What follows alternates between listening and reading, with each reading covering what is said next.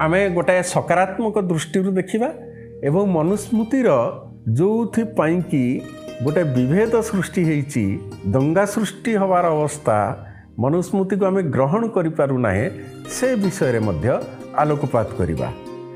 वास्तव में मनुस्मृति स्रष्टा होती मनु एवं मनुस्मृति को आमर जो सनातन धर्म अच्छी ये सनातन धर्मर गोटे प्राचीन स्मृति ग्रंथ भाव में ग्रहण करा जाए एवं मनुस्मृति को मध्य मानव धर्म शास्त्र बोली कहुए।